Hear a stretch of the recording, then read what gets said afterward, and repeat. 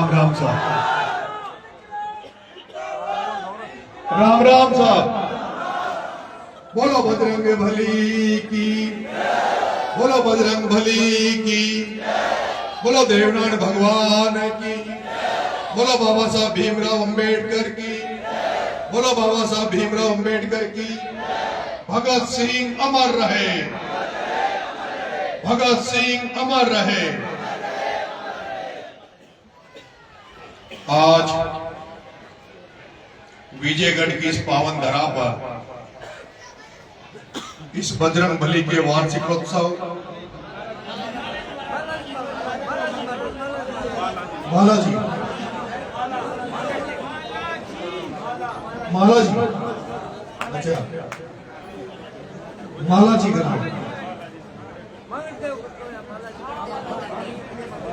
के इस कार्यक्रम में आप सब विजयगढ़ वालों ने आमंत्रित करके और विजयगढ़ ही नहीं आसपास के हजारों लाखों लोगों के जो दर्शन करवाए, उसके लिए विजयगढ़ वालों आपको बहुत बहुत धन्यवाद देता हूं, आभार करता हूं। मंच पर मुख्य अतिथि के रूप में विराजमान परम आदरणीय परम पूजनीय हमारे गार्जियन आदरणीय रामनाथ जी मीणा साहब, छोटा भाई मनोज, छोटा भाई भीम, आपके बूंदी जिले के मीणा समाज के जिला अध्यक्ष भाई जेपी जी मीणा और गुर्जर समाज से दो शख्स यहाँ ऐसे बैठे हैं जिन्होंने मेरे अंतर चुनाव में महीनों तक मेरे साथ रहे, आदरणीय दुर्गालाल जी गुर्जर और आदरणीय गोचर साहब। आज ये बात साबित हो गई कि भाईचारा केवल एक तरफ से नहीं, जब दोनों तरफ से होगा तभी भाईचारा मजबूत होगा। जहां एक समय मैंने सचिन जी पायलट साहब के जन्मदिन पर 12 में मीणा समाज की तरफ से उनके जन्मदिन पर खून का आह्वान किया और उनके खून का दान, हमने हजारों की संख्या में खून का दान किया। और आज जिस तरह से गुर्जर समाज के आदरणीय दुर्गालाल जी गुर्जर ने आप मीणा समाज के बेटे का जो खून से तिलक किया है, उसके लिए मैं गुर्जर समाज के बेटे दुर्गालाल जी गुर्जर आपको धन्यवाद देता हूं। आज दो तरह की राजनीति हो रही है, कुछ लोग जोड़ने का काम कर रहे हैं और कुछ लोग तोड़ने का काम कर रहे हैं। इस हाड़ौती में राजनीतिक चेतना अभी तक नहीं आई, जिस हाड़ौती में बहुत बड़ी संख्या में किसान कौमें रहती है, जिस हाड़ौती में धाकड़ समाज रहता है, मीणा समाज रहता है, गुर्जर समाज रहता है, माली समाज रहता है, लोधा समाज रहता है, बंजारा समाज रहता है। लेकिन मैं देखता हूं कि पूरी हाड़ौती में 4 जिले हैं और 4 जिलों पर 4 वैश्य समाज के, 4 बनिया समाज के, 4 पूंजीपतियों ने, धंधा सेठों ने पूरी राजनीति पर कब्जा करके बैठे हैं। इस हाड़ौती में अगर कहीं 5 रुपए की भी इनकम है, कहीं 5 रुपए का भी कहीं व्यवसाय हो रहा है, तो उस पर उन धंधा सेठों का कब्जा है। उन धंधा सेठों का इस हाड़ौती की राजनीति पर इस तरह से कब्जा हो गया, जिसको चाहे उसको डायरेक्टर का टिकट मिले, जिसको चाहे जिला परिषद का टिकट मिले, जिसको चाहे एमएलए का टिकट मिले, जिसको चाहे सांसद का टिकट मिले।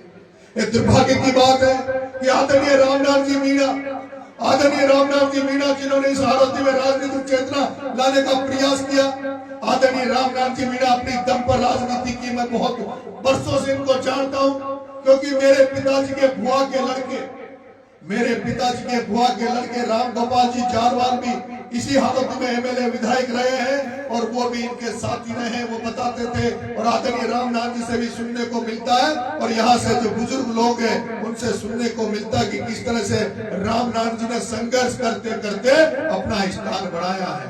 जब ये लोग ये कोटा से सामान्य सीट से सांसद का चुनाव लड़े, कोटा से आदरणीय रामनाथ जी मीणा सांसद का चुनाव लड़े, वो भी एक दौर था जब मैंने देखा था अगर कोई बस का कंडक्टर मीणा था तो उस बस के कंडक्टर मीणा ने कह दिया कि वोट रामनाथ जी को देना, चाहे बस में तुम लोग फ्री चलना, चाहे बस में तुम लोग फ्री चलना। रामनाथ जी मीणा उस समय सांसद का चुनाव हार गए थे। पहला चुनाव इनको फर्जीवाड़े से चुनाव हरवाया, ईमानदारी से नहीं, फर्जीवाड़े से चुनाव हरवाया। और आदरणीय रामनाथ जी की जब वो कोर्ट के माध्यम से दोबारा काउंटिंग हुई तो उसमें भी रामनाथ जी सांसद बन गए थे, लेकिन वो दर्जा इनको नहीं मिला, नहीं तो 2 बार के कोटा के सांसद रामनाथ जी होते। दोबारा फिर चुनाव लड़े, सांसद बने, जनरल सीटों पे एमएलए बने, लेकिन वो मुकाम इनको इसलिए नहीं मिल पाया। कुछ तो यहाँ बैठे पूंजीपति धन्ना सेठों और हालती में जिन लोगों का जिनका संख्या नहीं है, उन्होंने जिस तरह से षड्यंत्र करके इनको कमजोर करने का काम किया, वही कुछ हमारे समाज के भी जे चंद थे उस समय भी जो भी इनको कमजोर करने का काम कर रहे थे। नहीं तो जो बार बार जनरल सीट पे चुनाव जीते, जनरल सीट पे सांसद रहे, वो कम से कम 2-4 बार मंत्री बनना चाहिए थे और मंत्री बनकर इस समय ये जागृति लाते। लेकिन दुर्भाग्य की बात है कि जिस व्यक्ति को पहले देवली उनियारा जिन्होंने अपनी नींव स्थापित करी, वहां आज भी मैं देवली उनियारा में घूमता हूँ, देवली उनियारा में चुनाव लड़ा हूँ। हर गांव में रामनाथ जी का प्रशंसक मिलता है, हर गांव में रामनाथ जी का कार्यकर्ता मिलता है। और वो एक कहते हैं कि जैसे नरेश भाई तुम हमारे इलाके में घूम रहे हो, हमने तो इसके पहले रामनाथ जी को देखा था जो हमारे हर जन्म मरण में हमारे बीच में शामिल होते थे। लेकिन रामनाथ जी का टिकट पहले देवली उनियारा से काटा, देवली उनियारा से उनको पीपलदा फेंक दिया, और जब पीपलदा में उन्होंने अपना खेत मजबूत किया, पीपलदा में विकास के काम किए, वहां मजबूती थी। लेकिन दुर्भाग्य की बात यह है कि यहाँ का जयचंद, जिसको अभी दुर्गालाल जी गुजर साहब कह रहे थे, उसी जयचंद ने धन्ना सेठों ने सबने मिलकर और आदरणीय रामनाथ जी मीणा का टिकट पीपलदा से काट दिया। और आज दुर्भाग्य की बात है कि हमारे हाड़ौती का सबसे वृद्ध जन, सबसे वरिष्ठ नेता बिना पद के हमारे बीच में बैठे हैं। और यही कारण है मैं पिछले 2020 से इस हाड़ौती की जनता को जगाना चाहता हूँ, हाड़ौती के आदिवासी समाज को जगाना चाहता हूँ। और मैं आपसे निवेदन करना चाहता हूँ कि ठीक है, हम लोग पार्टी से जुड़े हुए हैं, हम लोग भारतीय जनता पार्टी को पसंद नहीं करते, क्योंकि भारतीय जनता पार्टी हमारी नजर में आरक्षण विरोधी पार्टी है, वो आरक्षण को खत्म करने वाली पार्टी है। और ये सच्चाई भी है। जिस तरह से अडानी अंबानी से मिलकर नरेंद्र मोदी और अमित शाह जिस तरह से देश में निजीकरण कर रहे हैं, जिस तरह से निजीकरण का दौर चल रहा है, ये निजीकरण का दौर आपके आरक्षण को खत्म करने का दौर चल रहा है। ये एक तरफ जहां अडानी अंबानी मोदी से मिलकर पूरे देश को खत्म करने का काम कर रहे हैं, पूरे देश को बर्बाद करने का काम कर रहे हैं, हमारे यहाँ भी इस हाड़ौती में भी एक ओम बिरला और प्रमोद जैन भाया, 2 बढ़िया ऐसे हुए, 2 सेठ ऐसे हुए जो पूरी हाड़ौती को खाने का काम कर रहे हैं, इस एरिया को खत्म करने का काम कर रहे हैं। मैं जब अभी यहाँ इंदौली में आया था, मैं देखता हूँ यहाँ बजरी का बड़ा कारोबार था, लोगों का, हजारों लोगों के बजरी बेच के चूल्हे जलते थे। लेकिन आज स्थिति ये हो गई कि 22 नवंबर 2022 को कांग्रेस की सरकार में जो आपकी बनास नदी है, जो खारी नदी है, इसको ईआरसीपी के नाम पर, गाद के नाम पर इसको सरकार ने ओम बिरला के व्यापारी साथी गड़िया जो गुजरात से आया, उस गड़िया को ठेके में दे दिया और उसमें रोज की 10 करोड़ रुपए का रोज का इनकम कर रहे हैं, 10 करोड़ रुपए की रोज की बजरी निकाल रहे हैं। अगर राजस्थान में सबसे बड़ा महाघोटाला है, 327,000 करोड़ का महाघोटाला है, तो तुम्हारे यहाँ बनास में चल रहा है। और जल्दी आपका बेटा उसकी लड़ाई लड़ने वाला है। उसकी लड़ाई इसलिए लड़ने वाला हूं, उसकी लड़ाई इसलिए लड़ने वाला हूं कि आज गांव के किसान को एक ट्रॉली रेत, अगर कोई एक ट्रैक्टर रेत लाता है तो उसकी 1.25 लाख की पेनल्टी कट जाती है।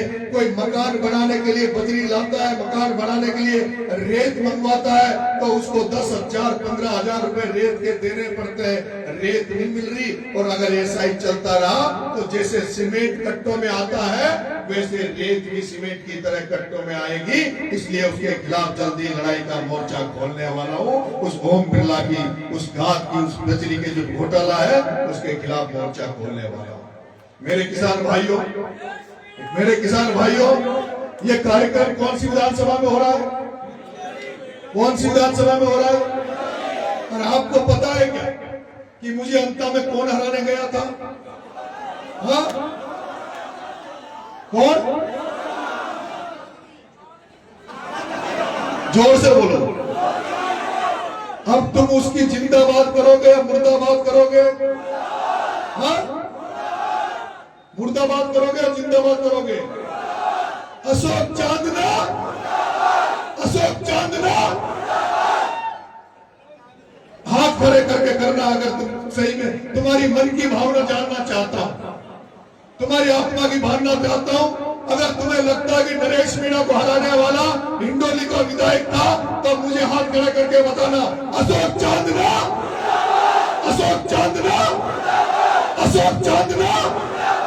देख लो राजस्थान की राजनीति को जानने वालों, देख लो राजस्थान की राजनीति को जानने वालों, जो व्यक्ति मीणा समाज के इस बेटे नरेश मीणा को हराने में, जो इस हालात की राजनीति में जिन्होंने व्यापारियों का साथ दिया, जिन्होंने किसान राजनीति को खत्म करने का प्रयास किया, जिन्होंने राम राज्य की राजनीति खत्म करने का प्रयास किया, जिसने प्रहलाद कुंडल की राजनीति को खत्म करने का प्रयास किया, जिसने सचिन पायलट की पीठ में छुरा घोंपा, और वो कल कह रहा था, वो कल कह रहा था कि 4 रोजड़े आ रहे हैं हारोती में, हिंडोली में 4 रोजड़े आ रहे हैं।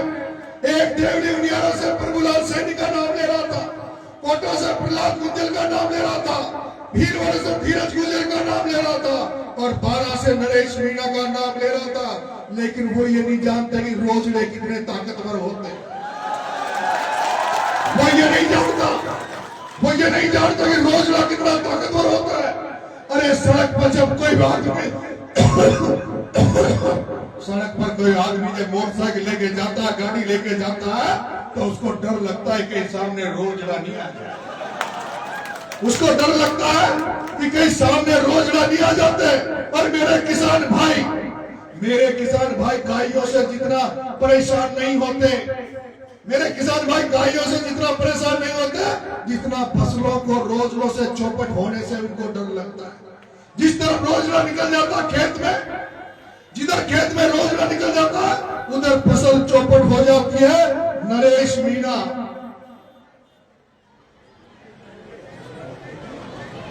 हिंडोली के एमएलए, तूने जिन 4 रोजड़ों का नाम लिया है, तूने जिन 4 रोजड़ों का नाम लिया है, अब ये रोजड़े रोज तेरे हिंडोली में आएंगे। ये रोजड़े रोज ही तेरी हिंडोली में आएंगे। और जो तूने ये राजनीति को अपनी मुट्ठी में समझ लिया था, तू ये कहता था कि हिंडोली का तो मैं ही नेता हूं। अरे तुझे नेता नहीं, नेती बना देंगे, नेती। तुझे नेता नहीं, नेती बना देंगे। और तू ही नहीं राजस्थान की राजनीति में जिन धन्ना सेठों के साथ जो कोई भी खड़ा होगा, जो ओम बिरला की मदद करेगा, जो प्रमोद जैन भाई की मदद करेगा, जो प्रताप सिंह सिंघवी की मदद करेगा, जो इन लोगों की शांति धारीवाल की मदद करेगा, और जिनकी शक्लें, जिनकी सूरत हम इन 4 धन्ना सेठों को, जिनको मदद करने वालों का पता लग जाएगा, उन सबका इलाज करने का ठेका नरेश मीणा ने ले लिया। इन पूंजीपति धन्ना सेठों को तो इलाज करूंगा ही करूंगा, लेकिन इनको संजीवनी देने वाले, इनका साथ देने वालों का इलाज भी नरेश मीणा कहेगा। वो कह रहा था कि जो डमरू बजाते हैं, क्या बोलते हैं, जो मदारी की साहब घना मदारी जगह मदारी भीड़ इकट्ठी कर सकता है, मदारी भीड़ इकट्ठी कर सकता है, लेकिन मदारी सरपंच का चुनाव नहीं लड़ सकता। लेकिन ये नरेश मीणा दूसरे तरीके का मदारी है। सुन ले चांदना, सुन ले चांदना, ये दूसरे तरीके का मदारी है। जैसे मदारी बंदर की भाषा समझ जाता है, जैसे मदारी बंदर की भाषा समझ जाता है, जैसे मदारी रीछ की भाषा समझ जाता है, उनकी भावनाओं के अनुसार मदारी उनसे खेलता है। नरेश मीणा जनता की नब्ज जानता है, जनता की भावनाओं को समझता है। ये ऐसा मदारी है जो 2028 में ऐसी डमरू घुमाएगा जो तेरे यहाँ भी तेरी से कुछ दुकान बंद हो जाए।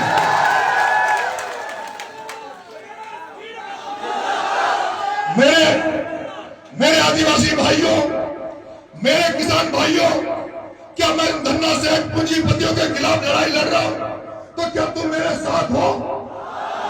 क्या हड़ौती जागेगी? क्या इन धन्ना सेठों को उखाड़ के फेंकेगी? तो आप लोग कृपा करके आशीर्वाद देना। और ये जो जोश है, मेरे को भाई भीम ने कहा कि आपको विजयगढ़ आना है। मैंने भीम से कहा कि अभी तो लोगों में गुस्सा है, अभी तो लोगों में नरेश मीणा को हराने वालों इसलिए आऊंगा ताकि इनका गुस्सा भी मजबूत रहे, इनका जोश भी मजबूत रहे। तो 2028 तक भूल तो नहीं जाओगे ना? भूल तो नहीं जाओगे ना? मेरे चुनाव हारने के बाद वो लठ लेकर फोटो खिंचवा रहा था, उस लठ के फोटो को तो नहीं भूल जाओगे ना? तुम भी लठेत हो ना? लठधारी हो नहीं हो? कमजोर तो नहीं हो? बदला बराबर का लोगे?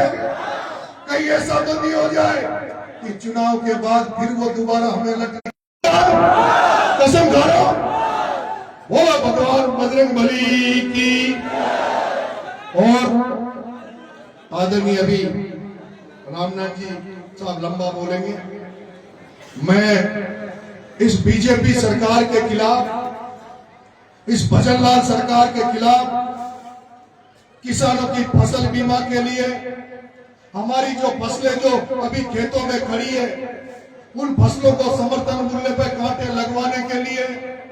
और भाई भीम कह रहा था कि साहब यहाँ बिजली को लेकर लोग परेशान करते हैं, उसको लिए ये जो बजरी 20 तारीख को कोटड़ी मोड़ चौराहे शॉप के पास से करने जा रहा हूँ। सभी युवा साथियों को, बुजुर्गों को आपको आमंत्रण देने जा रहा हूँ, आपको निमंत्रण देने जा रहा हूँ। जिनके पास भी साधन है, गाड़ी घोड़े मोटरसाइकिल है, सब लोग 30 जनवरी को कोटड़ी मोड़ चौराहा शॉप पधारोगे? घाट की समस्या थोड़ी। 30 जनवरी को पधारोगे शॉप कोटड़ी मोड़ चौराहा।